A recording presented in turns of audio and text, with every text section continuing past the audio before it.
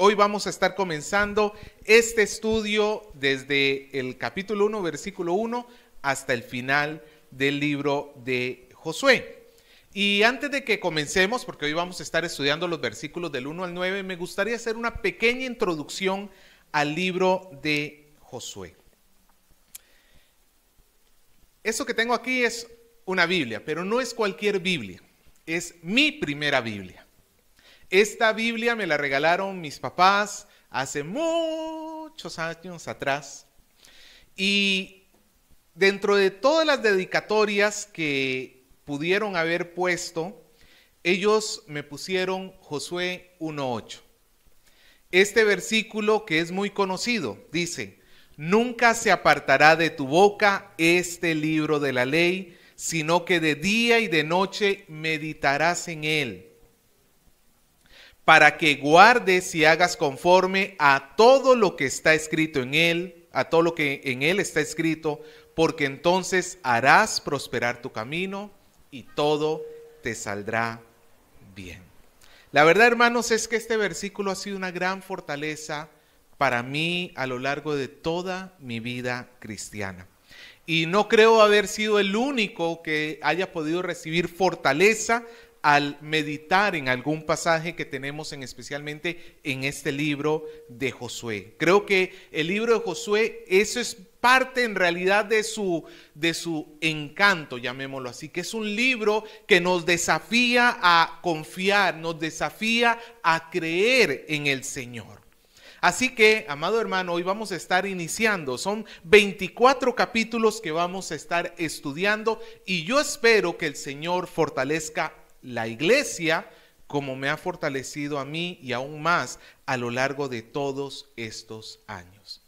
Pero para primero comenzar con el libro de Josué tenemos que ver en qué contexto histórico se ha escrito. Josué está muy atrás en el tiempo bíblico, está cuando recién Israel está vagando por el desierto, al final de los 40 años en el desierto. Pero para entender Josué tenemos que retroceder incluso un poco más. Usted se recordará que en Génesis capítulo 12, Dios hace un pacto con Abraham. Dios llama a Abraham, le dice que lo va a llevar a una tierra que él no conoce y le entrega, eso está en el capítulo 12, una bendición, un pacto. Él hace un pacto con Abraham y le dice que va a ser de él una gran nación, que va a bendecirlo y que va a traer a través de él la bendición a todas las familias de la tierra. Y en el versículo 7 le promete, Génesis 12:7, que les va a entregar la tierra de Canaán. Y ese punto es fundamental para poder entender el libro de Josué. Dentro del pacto de Dios a Abraham, Dios había prometido entregarles la tierra de Canaán. Sabemos la historia, Abraham tuvo a Isaac, Isaac tuvo a Jacob, Jacob tuvo sus 12 hijos, que son los 12 patriarcas de las tribus de Israel, y que por una hambruna fueron a Egipto y ahí fueron esclavizados. ¿Durante cuánto tiempo?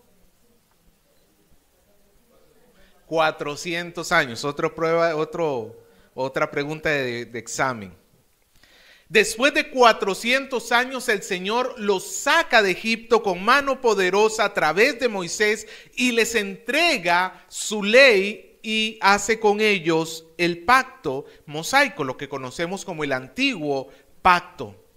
Ahora, ellos tenían que entrar a la tierra prometida. Ellos no se iban a quedar en el desierto, tenían que ir y tomar la tierra, pero no lo pudieron hacer por causa de la dureza del corazón de esa generación que salió de Egipto.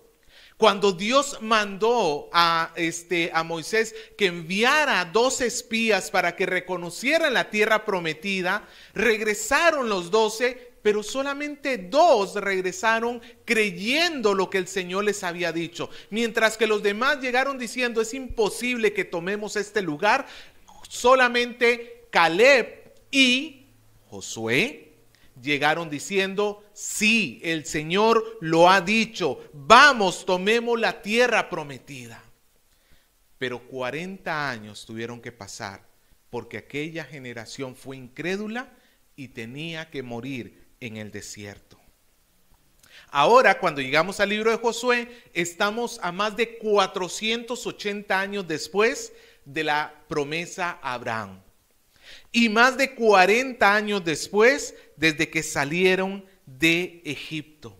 Israel hasta ese momento ha mostrado que ha fracasado en ser el pueblo de Dios. Y la pregunta es, ¿y cumplirá Dios su antigua promesa hacia este pueblo que ha sido infiel?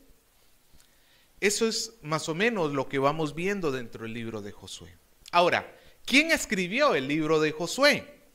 No hay una certeza. Muchos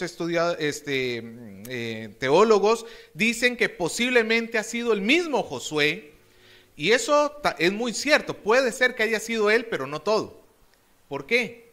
Porque al final del libro se narra la muerte de Josué, y es difícil escribir cuando estás muerto, tú me entenderás. Entonces, no pudo haber sido solo Josué. Aparte que hay ciertos indicadores en el libro que nos narran o nos muestran como que el que escribió el libro no vivía en el mismo tiempo de los hechos que sucedieron. Por ejemplo, encontramos en el libro varias veces el nombre de algún lugar y que se dice, y se llama así hasta el día de hoy. Eso no tendría sentido si yo vivo en la misma época de cuando yo escribo. O sea, imaginémonos este distrito, Bellavista, donde vivimos. ¿Tendría sentido que tú escribas y se llama Bellavista hasta el día de hoy? No. ¿Por qué? Porque yo vivo en la misma época del hecho que está sucediendo. En cambio, imaginémonos que ya han pasado 300 años, por decir algo, y los distritos han cambiado de nombre. Este ya no se llama La Perla, ahora se llama Callao 2, por decir un nombre, y el Callao ahora se llama el Ultra Callao. No sé, cámbiale nombre a todo, pero yo digo de Bellavista, y se llama Bellavista hasta el día de hoy. Ahí ya cobra más sentido. Y esto da a entender de que posiblemente el autor del libro de Josué no vivió en los tiempos de Josué. Algunos le atribuyen que entonces pudo haber sido el profeta Samuel quien escribiera este libro. El libro puede dividirse en 4 secciones muy claras. Los primeros 5 versículos está dedicado a mostrar cómo Josué es el líder de Israel y cómo se prepara el pueblo de Israel para tomar la tierra prometida. En los capítulos del 6 al 12 está la conquista. Israel comienza las batallas desde Jericó, cada ciudad-estado tomándola una tras otra hasta que logra conquistar, bueno, no podemos decir todo, pero buena parte de la tierra prometida. Entre los capítulos del 13 al 22, Josué comienza a repartir la tierra a las diferentes tribus de Israel. Y en los versículos del capítulos 23 al 29, hay un discurso final, las palabras finales de Josué. Ahora, ¿quién es el personaje principal de este libro? Humanamente hablando, Josué, claro que sí, Josué. Es el punto principal en cuanto a los personajes humanos. Y ahora no es porque hay extraterrestres, ahora que estamos hablando tanto de extraterrestres, no, humanoides, seres no humanos. No estoy diciendo nada de eso. Josué es el personaje principal. ¿Y de dónde sale Josué? No aparece por primera vez en este libro. Josué ya lo tenemos desde el libro del Éxodo. Josué es el comandante del ejército de Dios allá en Éxodo 17, cuando Israel tiene que enfrentarse a los amalecitas. También cuando Moisés estuvo recibiendo la ley, Josué estuvo cerca, él estaba al pie del monte esperando que Moisés regresara con las tablas de la ley. Josué, como hemos dicho en Números 13, es uno de los 12 espías que va a reconocer la tierra de Israel. Y en Deuteronomio, en 3 ocasiones, el Señor le dice a Moisés que Josué va a ser su sucesor. Así que, humanamente hablando, Josué es el personaje principal. Pero en realidad el personaje principal de Josué es Dios. ¿Por qué? Porque el libro trata de la fidelidad de Dios cuando le entrega la tierra prometida a su pueblo. Es Dios el que pelea, es Dios el que da estrategia, es Dios el que está detrás de todas las cosas que suceden en este libro.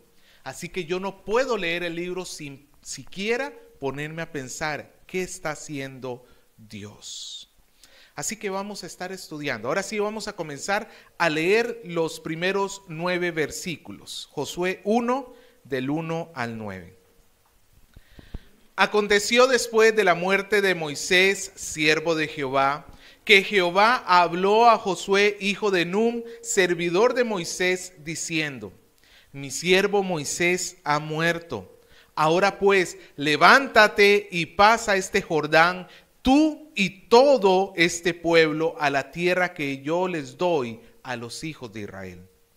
Yo os he entregado, como lo he dicho a Moisés, todo lugar que pisare la planta de vuestro pie, desde el desierto, esto es al sur y del Líbano, hasta el gran río Éufrates, toda la tierra de los Eteos, hasta el gran mar donde se pone el sol, será vuestro territorio.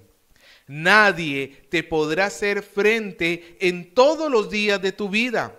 Como estuve con Moisés, estaré contigo, no te dejaré ni te desampararé. Esfuérzate y sé valiente, porque tú repartirás a este pueblo por heredad la tierra de la cual juré a sus padres que la daría a ellos. Solamente esfuérzate y sé muy valiente para cuidar de hacer conforme a toda la ley que mi siervo Moisés te mandó. No te apartes de ella ni a diestra ni a siniestra, para que seas prosperado en todas las cosas que emprendas. Nunca se apartará de tu boca este libro de la ley, sino que de día y de noche meditarás en él, para que guardes y hagas conforme a todo lo que en él está escrito, porque entonces harás prosperar tu camino y todo te saldrá bien. Mira que te mando que te esfuerces y seas valiente. No temas ni desmayes, porque Jehová tu Dios estará contigo donde quiera que vayas. Oramos. Amado Señor, nuestra oración hoy es para que usted nos dé sabiduría. Nuestra oración es para que usted nos ayude al Dios que se revela en las Escrituras, a confiar en Él, en su poder y en su gracia, y a depender de nuestro Salvador, Señor. Gracias por hablarnos y oramos, Señor, para que usted dirija este mensaje. Se lo pedimos en el nombre de Jesús. Amén. Así que, hermanos, hoy vamos a estar considerando estas preguntas. ¿Dios podrá y va a querer cumplir su promesa hecha a Abraham mucho tiempo atrás de darle la tierra? Y si es así, ¿qué necesita hacer Josué? ¿Cómo tiene que responder Josué ante la palabra de Dios? Y también vamos a ver qué significan estas cosas para nosotros el día de hoy. Así que comencemos viendo, amados hermanos, el llamado de Josué. Regresamos al versículo 1. Aconteció después de la muerte de Moisés, siervo de Jehová, que Jehová llamó a Josué, hijo de Nun, servidor de Moisés, diciendo. Aunque Josué fue el ministro, eso es literalmente lo que dice ahí en el versículo 1, el servidor, pero no era el esclavo, no se usa la palabra de un esclavo, sino de un ministro. Josué era el servidor de Moisés y vivió 40 años a su costado. Imagínese si usted fuese Josué y de repente Dios te llama y te dice, tú vas a tomar el lugar de Moisés. Amado hermano, para que lo ponga en perspectiva, si estuviéramos en el mundo del fútbol, estamos hablando del sucesor de Messi o de Cristiano Ronaldo, no sé, de alguna de estas superestrellas que tenemos. No te está dando Dios un llamado a reemplazar a a cualquiera por ahí a corta altura. No, nada más y nada menos él tiene que tomar el lugar de Moisés, el más grande de los profetas que encontramos dentro del Antiguo Testamento. Bueno, obviamente yo sé que es Juan el Bautista, pero a final de cuentas todo el Antiguo Testamento está basado ¿en quién? En Moisés, a final de cuentas. Josué tenía que completar el plan que Dios había iniciado en el Éxodo y que Moisés no pudo llevar a cabo porque Moisés había pecado contra el Señor golpeando la piedra, ¿se acuerda? Ahora Josué tenía que tomar su lugar. Piensa por un momento, hermano. Él tiene la titánica tarea de movilizar este pueblo, ¿sabe? No hay datos exactos de cuántas personas serían en ese momento, pero en el libro de Números tenemos un censo que se le hizo al pueblo de Israel. Hombres de 20 años para arriba, hombres nada más de 20 años para arriba, eran más de 600,000. Multiplíquelo por 2 y ahí tendría más o menos las mujeres de 20 años para arriba. Y añada todos los que hayan sido niños y jóvenes. Se calcula que posiblemente en ese momento, en Números, 40 años atrás, eran alrededor de 2 millones de personas. Y los israelitas no tienen familias chiquitas. No tenían como ahora uno y ahí nomás. Eran familias muy numerosas. 40 años después se calcula que ya eran varios millones de personas. Y Josué tiene que dirigirlos. Ahora, también tome en cuenta esto. ¿Qué tenía que ir a hacer Josué en Canaán? Conquistar la tierra. La tierra no estaba desocupada, no era una invasión como las que hacen las personas hoy. No es cierto que encuentran un terreno que está vacío y se meten y se ponen a vivir ahí. No, el terreno estaba habitado. Toda la tierra de Canaán estaba llena de ciudades donde vivían cananeos. Habían diferentes grupos humanos viviendo en toda esa ciudad y Josué tenía que ir a derrotarlos. Y Josué vuelve a ver las varias millones de personas. ¿Cuántos de ellos eran soldados profesionales? ¿Cuánto equipamiento militar usted cree que ellos tenían? Es como que nos manden a ganarle a Brasil con la selección de fútbol de la iglesia.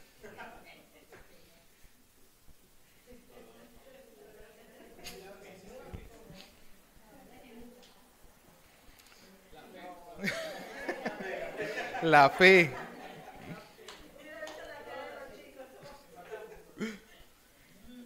Por eso es que el Señor le dice, versículo 2, mi siervo Moisés ahora ha muerto, ahora pues, levántate y pasa este Jordán, tú y todo este pueblo, a la tierra que yo les doy a los hijos de Israel. ¿Dónde está el secreto para que Josué pudiera dar el primer paso en esto? Al final de este versículo, a la tierra que yo les doy. No es la tierra que tú vas a obtener, que tú vas a conquistar. Es la tierra que el Señor está dando. Ese es el secreto para que Josué pueda dar. Hermano, si yo recibiera semejante llamado, a mí me tiemblan las gallinas y se me ponen las pieles de rodillas. De verdad, a mí me impresionaría. Si un grupo pequeño como el que tenemos, y de verdad es difícil, ahora imagínese un grupo tan grande. Ahora, alguno dirá, ¿y pero por qué Dios no les dio un lugar desocupado? ¿Por qué tiene que ir y darles el lugar de los cananeos? Porque, amado hermano, en Josué vamos a encontrar genocidios, muerte completa a ciudades, incluyendo bebés y hasta los animales. Y la pregunta es, ¿y por qué Dios permite por qué Dios manda hacer esto? La respuesta es bastante más sencilla de lo que usted cree. La respuesta es porque Dios está juzgando la maldad de esos lugares. Mucho tiempo atrás, en los tiempos de Abraham, Dios le había dicho a Abraham que le iba a entregar la tierra prometida. Eso lo encontramos en Génesis 15:16. El Señor le dice a Abraham, y a la cuarta generación volverán acá, porque aún no ha llegado a su colmo la maldad del amorreo hasta aquí. En otras palabras, Dios le está diciendo a Abraham, Abraham, yo te voy a sacar, te voy a llevar a todo tu pueblo, pero un día los voy a traer el día que la maldad de los amorreos llegue al colmo. Es como si tú tuvieras una copa y le estás llenando hasta que no llene hasta el tope y comience a derramarse, ahí recién. ¿Sabe cuántos años pasaron desde que Dios le habló a Abraham hasta que llegó este momento? Son más de 400 años.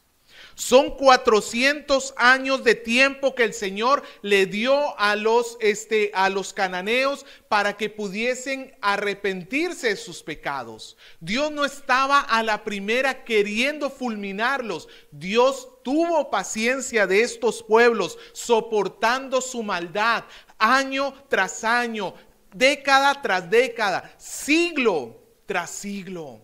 La violencia que habían en estos lugares, cómo habían idolatrías por todo este lugar, quemaban a sus hijos, los incendiaban para ofrecérselos a sus dioses.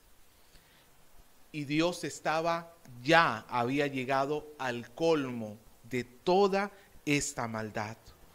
Así que Dios comisiona a Israel para que Israel sea el instrumento de Dios para traer juicio sobre todo Canaán. De la misma manera que el fuego del cielo consumió Sodoma y Gomorra, de esa misma manera Josué y todo Israel iban a ser instrumentos de Dios para destruir, castigar a Canaán por su maldad. Así que lo que Dios está haciendo tiene dos caras a la vez. Por un lado, Él está cumpliendo su promesa de entregar la tierra prometida a Israel. Pero por el otro lado de la moneda, Él está ejecutando su juicio justo sobre Canaán. Alguien publicó esta semana en redes sociales y decía: nadie en la historia de la humanidad va a poder acusar a Dios de haber recibido de parte de él injusticia. Si Canaán fue destruida por su maldad. La gran pregunta que nos deberíamos hacer nosotros es: ¿por qué Dios no nos destruye nuestras sociedades cuando el mal está creciendo tan grandemente? El problema no es por qué Dios destruyó aquella ciudad, el problema es por qué Dios no destruye nuestras ciudades. Si las maldades, hablando en manera general de la humanidad, si la maldad de la humanidad está en incremento, es por pura misericordia y porque Dios nos está dando tiempo a nosotros como iglesia de predicar el evangelio para que muchos conozcan, aunque va a haber otros tantos que van a tener que ir a una eternidad sin Cristo. Pero a nosotros no nos toca escoger quién sí, quién no. A nosotros nos toca testificar de Cristo. Josué tenía que levantarse y pasar el Jordán. Quiero que observes, Josué tenía que hacer. Dios le había entregado la tierra. Mira que en términos de Dios, Dios no le dice la tierra que yo les voy a entregar o a ver si podemos conquistar. Es la tierra que él ya le entregó a Israel. Pero Josué, ¿qué tenía que hacer? Ponerse en acción. Amado hermano, el hecho que Dios es soberano, sí, el hecho que Dios tiene un propósito y nadie va a cambiar ese propósito, sí, no invalida que el hombre no tenga que hacer algo dentro de ese propósito. Hay una responsabilidad del hombre dentro de ese propósito. Dios va a hacer su voluntad, sí, pero dentro de esa voluntad incluye que nosotros nos ejercitemos en nuestra fe. Por ejemplo, ¿Dios prometió dar sabiduría a su pueblo? Sí. Ay, Señor, entonces dame sabiduría. Voy a pasar San Mar. Y me quedo esperando. Señor, todavía no me siento más sabio. Quizás si espero un ratito más. ¿Cómo Dios te va a dar sabiduría? Tú tienes que ponerte a estudiar la palabra. El principio de la sabiduría es el temor a Jehová. ¿Cómo vas a tener sabiduría si no temes a Jehová? ¿Cómo vas a temer a Jehová si no le conoces? Tú tienes que actuar y Dios va a dar sabiduría. Es gracia la sabiduría de Dios, pero hay un medio por el cual llega esa sabiduría. Lo mismo sucede, por ejemplo, con la tentación. Señor, no quiero caer en tentación. Bien, ahora ¿qué tienes que hacer? Fortalecerte en el Señor. Tienes que buscar tener una mejor comunión con el Señor, tener que mejorar tu tiempo de oración, tu tiempo de estar delante de la presencia de Dios, y entonces vas a recibir la fortaleza para no caer en tentación. Josué tiene que tomar la tierra prometida, ya Dios se le está dando, pero ¿qué tiene que hacer Josué? Levántate y toma este Jordán. Pero para calmar el corazón de Josué, Dios le entrega su promesa. Versículo 3. Yo os he entregado, como lo he dicho a Moisés, todo lugar que pisare la planta de vuestro pie. Dios le está entregando a Josué su promesa, y su promesa va a constar de 3 partes. La primera parte la acabamos de leer. Dios les dará la tierra prometida. Israel no va a tomar la tierra por su poderío militar. No van a depender de la astucia de Josué como dirigente militar. Es más, es curioso, cuando lleguemos a la toma de Jericó, ¿sabe cuál fue la estrategia que les dio Dios para tomar la ciudad de Jericó? Darle vueltas a la ciudad. A ver, haga eso. No tiene sentido militarmente hablando. No tiene sentido. Pero es que el punto no está en el poder militar, es en Dios quien estaba haciendo la obra detrás. Dios está entregando a Josué y le dice: todo lo que pise la planta de vuestros pies. Y aquí tenemos que aclarar a qué se refería con pisar la planta de vuestros pies, porque este texto lo toman, lo sacan de contexto y creen que, Señor, yo quiero esta casa y la piso. Y Señor, y declaro, y va por ahí pisando todo. Esperemos que los que saquen perros hayan limpiado bien las cosas de sus perros, porque si no, lo siguiente que pises no te va a gustar. Cuando Dios le dice a Josué: todo lo que pise la planta de vuestros pies, recuerde que Israel, esa generación, nunca había entrado en la tierra prometida. Es como una invitación de Dios de decir: entren y caminen, todo lo que ustedes caminen, todo, caminen por la tierra, vayan tomándola. No se queden, imagínense que entraran a Jericó, conquistan Jericó y se quedan ahí en Jericó. ¿Ese era el propósito de Dios? No, el terreno era gigantesco, ahora lo vamos a ver, era gigantesco. Es Dios diciéndole: avancen, todo lo que pisen yo se los voy a entregar. Ahora, todo no es todo. Si ellos llegaban a la luna era de ellos, haciendo un poquito de exageración, no. Es más, el terreno está limitado. Mira lo que dice el versículo 4. Desde el desierto, estamos hablando del sur, hasta el Líbano, hasta el gran río Éufrates, que está hacia el noreste. Toda la tierra de los heteos, hasta el gran mar donde se pone el sol, hasta el Mediterráneo, hasta el gran mar donde se pone el sol, será vuestro territorio.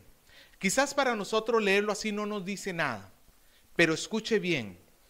Todo el terreno que Dios está prometiendo acá incluye en lo que es hoy todo el Israel moderno, todo Jordania, gran parte de Arabia Saudí, la mitad de Irak, todo el Líbano, parte de Siria y todo Kuwait. Era una porción de terreno gigantesca. Es más, Israel nunca pudo llegar a tomar el 100% del terreno, no por falta de Dios, sino como lo diría Calvino, por su propia pereza espiritual, que era evidencia de su incredulidad hacia el Señor. No hacían, no tomaban, no porque Dios no les hubiera dado, sino porque no creían en la promesa de Dios. Y como no creían, no actuaban. Primera parte de la promesa, yo les daré la tierra. Sigue diciendo el versículo 5.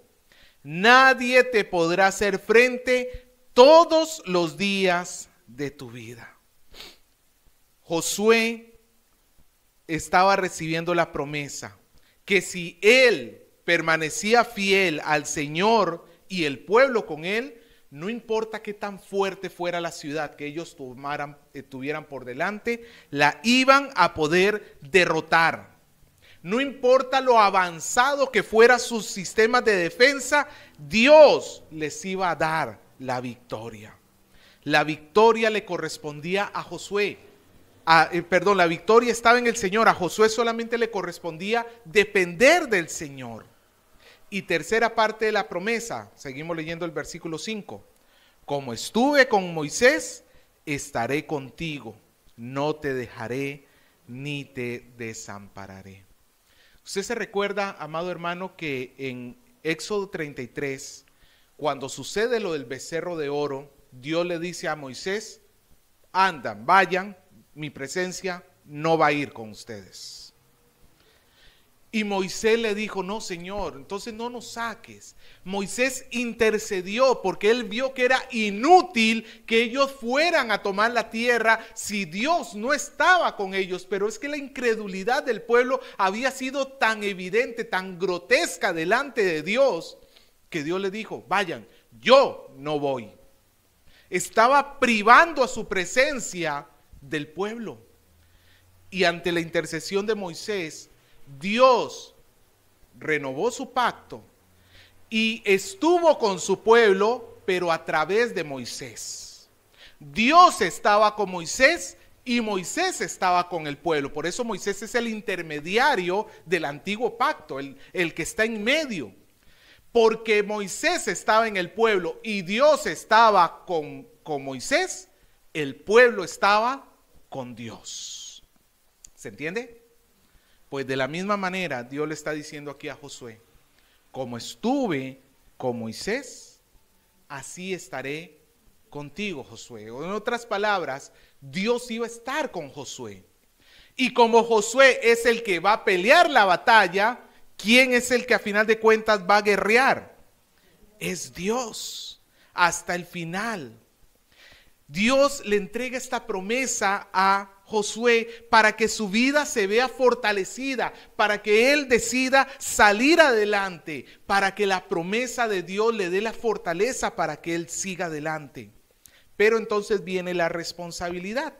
Versículos del 6 al 9. ¿Cómo comienza el versículo 6? Esfuérzate y sé valiente. ¿Cómo comienza el 7? Solamente esfuérzate y sé muy valiente.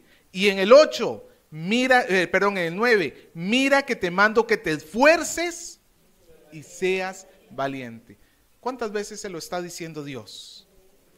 3 veces le está insistiendo, esfuérzate. La palabra esforzarse, en hebreo, hazak, significa pues eso, esforzarse, endurecerse. Pero hay 2 posibles tipos de fortalezas que puede tener Josué. Por un lado puede estar hablando de fortaleza física, ahí levantando pesas, alistándose para la batalla. Esta semana pasada no me acuerdo quién hablaba sobre esta película de Mulan, la antigua, ¿no es cierto? La de los 90, cómo el ejército se fortalecía antes de la batalla. No me acuerdo quién salió con esa parte. Y sí, un ejército se tiene que fortalecer, ¿no es cierto? ¿Usted en quién confiaría? ¿En un soldado que parezca todo flácido, todo, o en uno que parezca Schwarzenegger? tenían que fortalecerse físicamente, pero la principal fortaleza que ellos necesitaban era la fortaleza moral. Era dejar de ser guiados por su carne para comenzar a ser guiados por la palabra de Dios. Amado hermano, el trabajo era muy grande, era mucho más desafiante lo que ellos podían hacer. ¿Tú alguna vez has estado delante de un trabajo tan grande que te da miedo hacerlo? Quizás cuando nació tu hijo y tú dijiste, ¿y ahora sí en qué me he metido?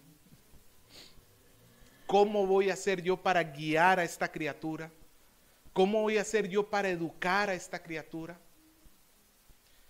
La carne va a tener miedo, pero ellos tenían que aprender a tener templanza, a no dejarse guiar por la carne, sino por el Señor.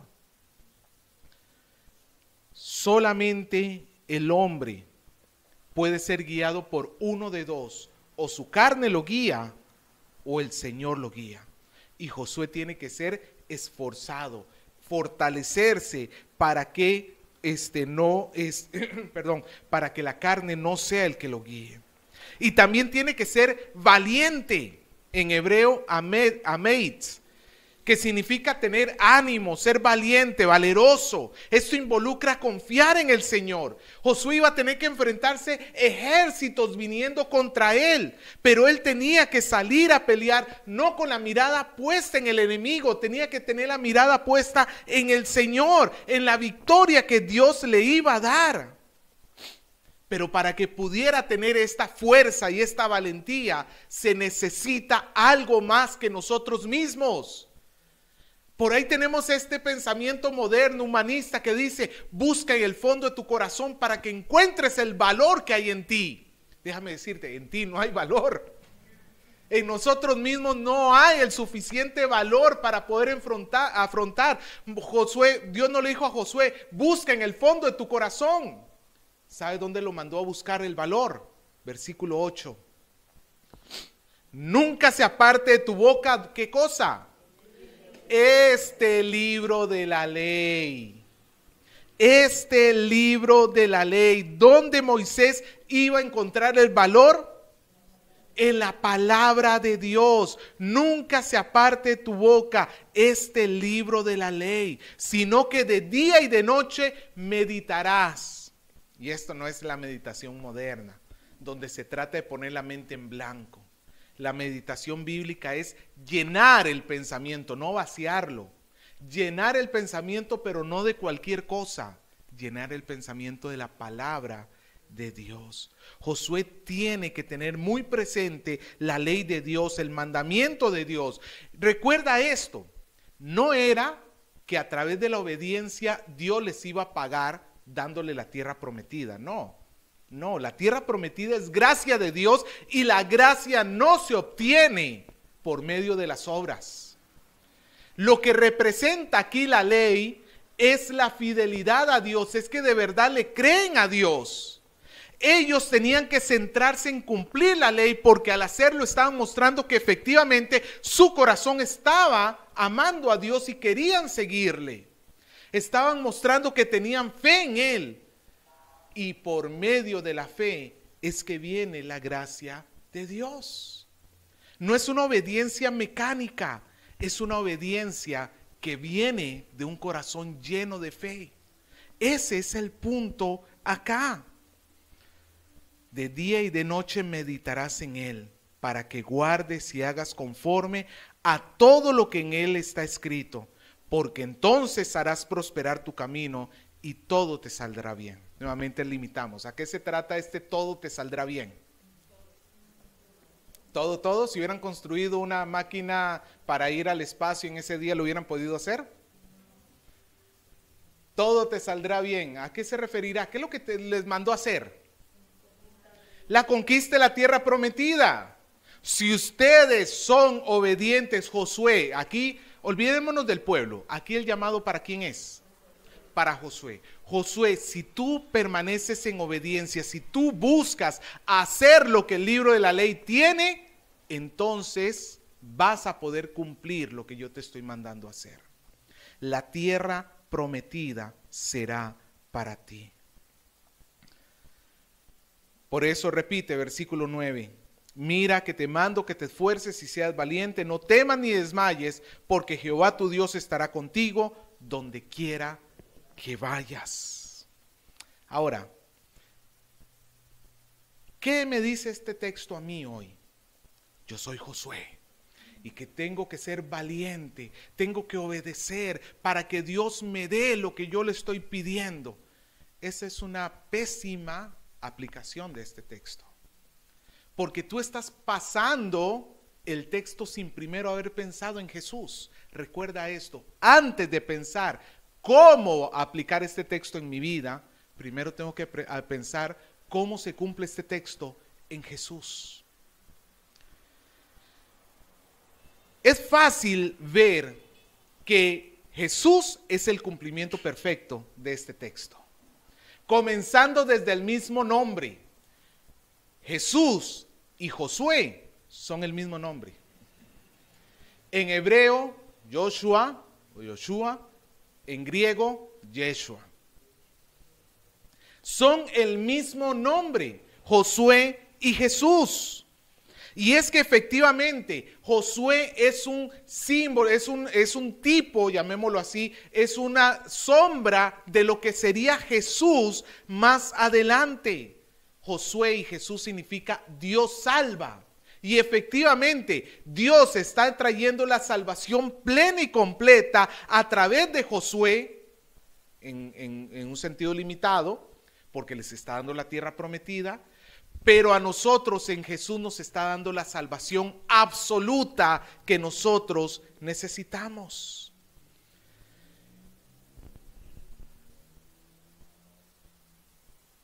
Dios había prometido dar la tierra prometida a través de Josué.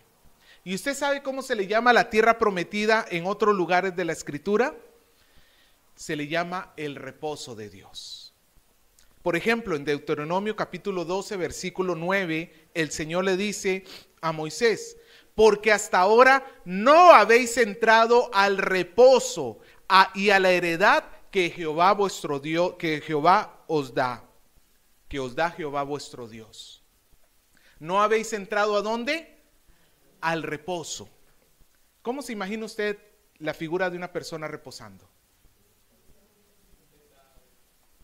Para nosotros reposar es como tirarnos y no hacer nada. El reposo bíblico más bien tiene que ver con un compartir, con una comunión. Es por ejemplo cuando ya no hay tiempo, o sea, ya no se necesita ir a trabajar, es feriado por alguna razón, no hay que ir a trabajar, los hijos no van al colegio y la familia no es que cada uno se queda haciendo lo que sea por cada uno por su lado, sino que se juntan y pasan, comparten el día juntos. Esa más o menos es la idea del reposo. ¿Usted se acuerda cuál es el primer día de reposo? El séptimo día.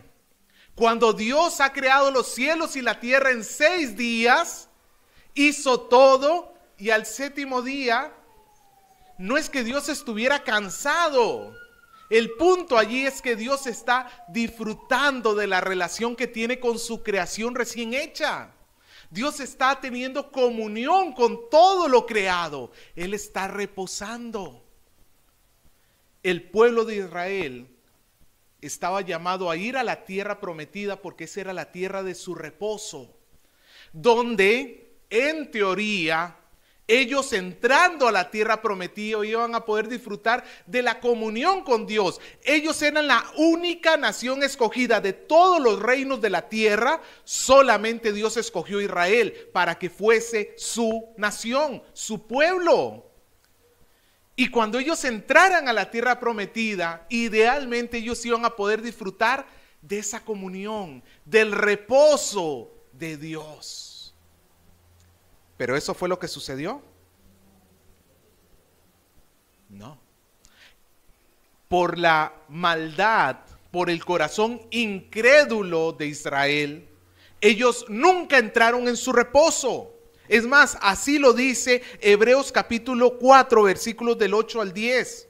El escritor de Hebreos dice: Porque si Josué les hubiera dado reposo, no habría después de otro día.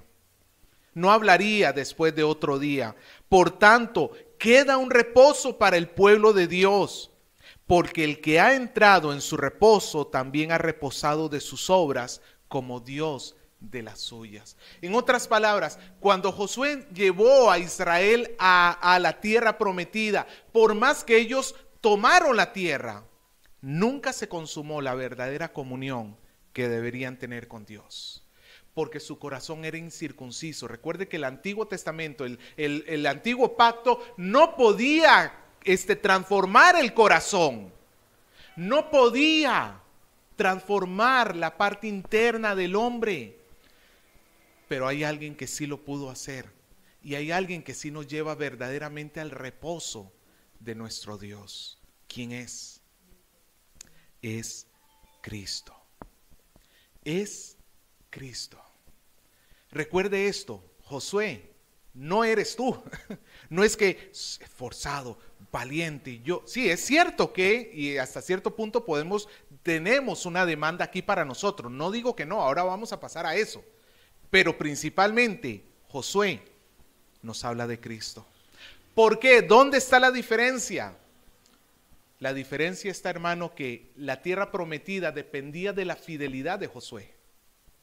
Josué fue uno de los líderes más extraordinarios que tuvo Israel. Josué no se le apunta mucho pecado. No fue como David, que terminó adulterando y asesinando. No fue como tantos reyes que tuvo Israel o los jueces llenos de corrupción. Josué fue un hombre bastante íntegro en su carácter. Y en cierta manera fue así, porque de eso dependía la entrada a la tierra prometida. Ahora, si tú fueras Josué, tal como quieres pensarlo, la entrada al reposo de Dios dependería de tu fidelidad. Déjame decirte, estás frito. Si la entrada a la presencia de Dios dependiera de la fidelidad tuya, tú no pudieras estar en su reposo. Pero porque nuestra entrada al reposo de Dios depende de la fidelidad ¿de quién? De Cristo. Cristo fue completamente fiel. Estas palabras, mira el versículo, vamos a volver a leer los versículos 6, 7, 8 y 9. Pero ahora piensa en Cristo. Esfuérzate y sé valiente, porque tú repartirás a este pueblo por heredad la tierra la cual juré a sus padres que la daría a ellos. Solamente esfuérzate y sé muy valiente para cuidar de hacer conforme a toda la ley de mi siervo Moisés te mandó. No te apartes de ella, ni a diestra ni a siniestra, para que seas prosperado en todas las cosas que emprendas. Nunca se apartará de tu boca este libro de la ley, sino que de día y de noche meditarás en él, para que guardes y hagas conforme a todo lo que en él está escrito, porque entonces harás prosperar tu camino y todo te saldrá bien. Mira que te mando que te esfuerces y seas valiente, no temas ni desmayes, porque Jehová tu Dios estará contigo donde quiera que vayas. Jesús es el cumplimiento perfecto. Él no faltó en nada de esto. Él nunca se desvió de la palabra de Dios ni a derecha ni a izquierda. Él se mantuvo fiel hasta el final, desde el primer día hasta el último. Y todo le fue prosperado y Dios siempre estuvo con él. Y porque él es nuestro Josué, recuerde esto, Josué tenía que caminar hacia la tierra prometida. ¿Qué tenía que hacer el pueblo? Seguir a Josué. Si tú fueras Josué, nuevamente te pierdes en el camino. Pero porque nuestro Señor es nuestro Josué y Él es fiel completamente, ¿a ti qué te toca? Seguir a Cristo, no te vas a perder.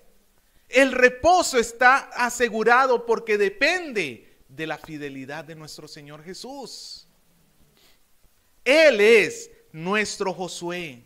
En nadie más se puede cumplir esto de Jehová tu Dios estará contigo donde quiera que vayas, como se cumple en Jesús. Josué nos habla entonces de la seguridad que tenemos en el Salvador. Nuestro Salvador fue fiel, más fiel que Josué, porque la recompensa era más grande todavía. Ahora, ¿pero qué nos habla a nosotros? Nos toca entonces también saber que Dios, cuando demanda o cuando da una promesa, demanda de su pueblo obediencia. No somos Josué, pero sí tenemos que imitar la fe que tuvo Josué. No estamos yendo a tomar una tierra prometida, pero tenemos promesas de Dios que el Señor nos ha dado y que tenemos que responder en fe ante Él.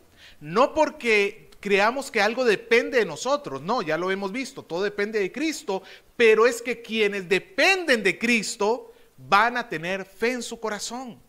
La fe es la evidencia de que Cristo habita en el corazón. Nosotros somos demandados en este pasaje a que reflexionemos sobre cómo estamos reaccionando frente a la promesa de Dios. ¿Cómo reaccionamos frente a la palabra de Dios? ¿Estamos teniendo verdaderamente fe en nuestro corazón? ¿O estamos siendo incrédulos en el fondo? Ese texto nos dice que nosotros debemos fortalecernos en el Señor y en el poder de su fuerza. Esfuérzate y sé valiente. ¿Y dónde se logra esforzar? ¿Dónde se logra encontrar valor el cristiano? En la palabra. Pablo decía en Efesios 6, por lo demás, hermanos míos, fortaleceos en el Señor y en el poder de su fuerza, vestíos de toda la armadura de Dios, para que podáis estar firmes contra las acechanzas del diablo. El Señor nos manda, nos llama, que nosotros respondamos con fe, que nosotros sigamos a nuestro Señor. El Señor, frente a sus promesas, frente a la fidelidad de Dios, el pueblo de Dios tiene que responder con fe, y esa fe se muestra en obediencia. Por eso piensa, hermano, ¿cómo estoy comportándome yo? ¿Estoy siendo verdaderamente uno que está caminando hacia el reposo del Señor detrás de Jesús? ¿O me estoy desviando del camino? ¿Me estoy separando? ¿Me estoy alejando de Él? Hoy es tiempo para que nosotros reflexionemos en esto, amado hermano, y pensemos, porque hoy tenemos oportunidad de ser salvos. Hoy tenemos oportunidad de arrepentirnos. Hoy tenemos la oportunidad de que el Señor fortalezca nuestra vida. Si nos estamos desviando, que el Señor nos dé la fuerza.